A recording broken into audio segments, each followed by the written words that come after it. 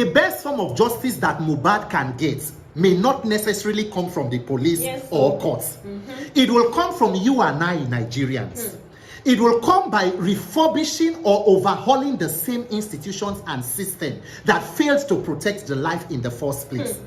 Look, if we do not pay attention to the cause, we will be treating the symptom and leaving the cause intact.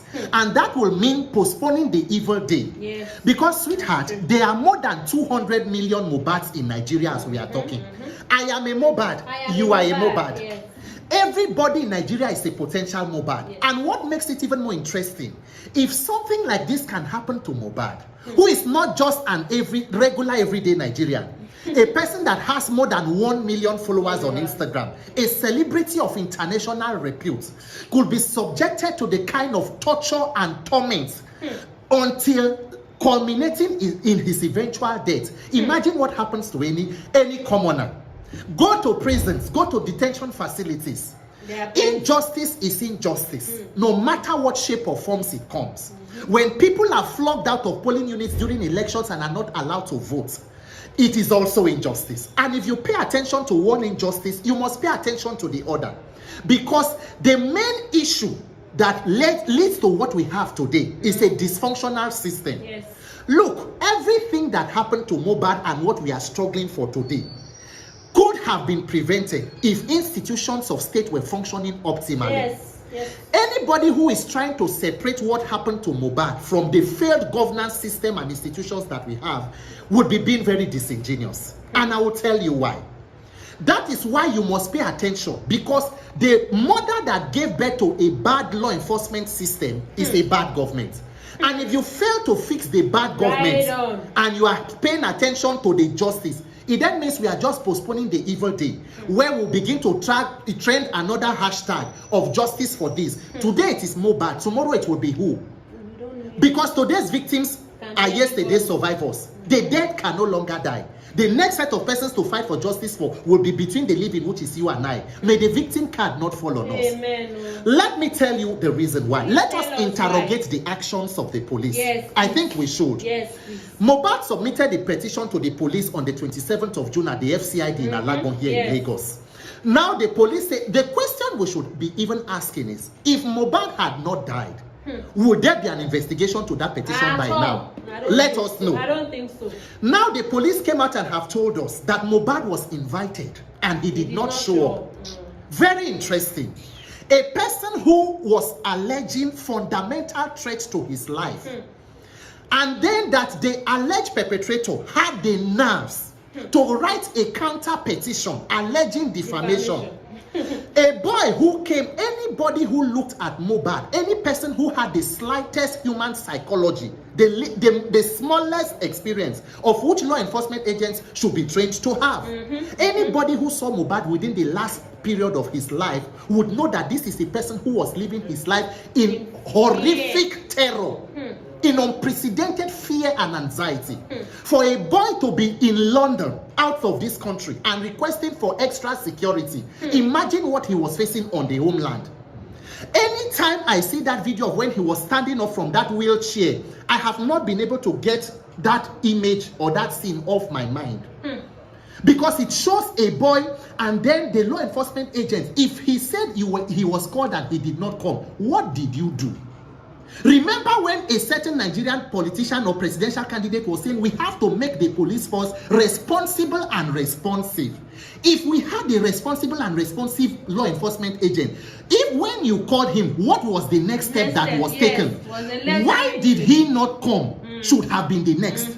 Was a letter taken to his residence inviting him and somebody acknowledged, so that you find out? Because many looking at him, I would have presumed that probably this person should have been put in protective custody pending the determination of the petition.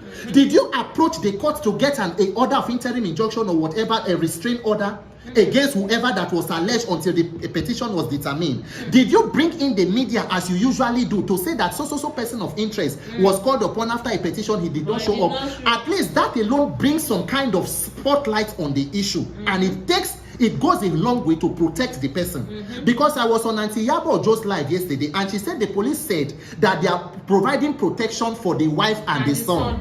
Good. It is a good thing you are providing. Very wonderful. But what about the fulcrum of the matter? Who approached you with a petition? What protection was given to him? It is important that we know. Yes, so. Now then, fast forward to 12th of September, Tuesday, he had died. Immediately the death of mohbad filtered on the internet. It was like the floodgates of hell was unleashed. Videos from every corner.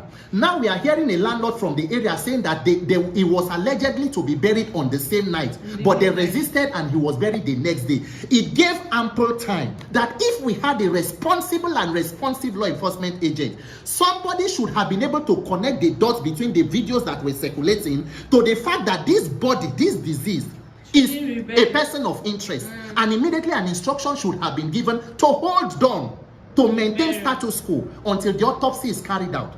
But today now we have to deal with an incident where we have to go and exhume a body after how many days? So we are unfortunately seeking for justice from the same institutions that failed to protect the life in the first place. Because the primary responsibility of government is the protection of life and property, and not fighting for justice for the dead and their families. So it is better to protect life than fight for justice for the dead.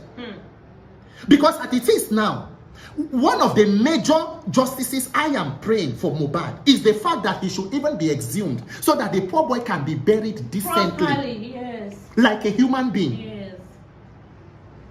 Than being cramped into a casket like somebody who had no impact or lived no life. I think that is the most uncharitable thing to do. And he deserves that kind of justice. Then now, they say we want to hold a peaceful walk, and then they come out and say that there is an intelligence report that it will be hijacked by criminals. And every time we continue to hear this line, but sweetheart, my dear law enforcement, the right to peaceful assembly and protest is a fundamental human right in every democracy. And when you have intelligence that it is likely to be hijacked by criminal, the responsibility and the onus is on you to work on that intelligence and clamp down on the criminal criminal gang to ensure that that process is not truncated, rather than truncating or usurping the entire protest or peaceful walk for the interest of a criminal few. Just like maybe lawmakers are trying to hold a sitting to deliberate on a bill, and they say there is a security risk, and so therefore they should not hold it. So we are at the mercy of the criminal elements in the society. So when decent and good people want to take any action, they have to always consider if evil people want to do something. And if they really want to do, we the good ones will have to hold on. That is the kind of system that we have enabled. So it is left for Nigerians to decide whether we really want to overhaul this system. If we want to really fight for justice for Mohbad, it must be a situation where you ensure that in the future, what killed the father does not kill the son. If you address the symptom and leave the problem, we are only postponing the evil day.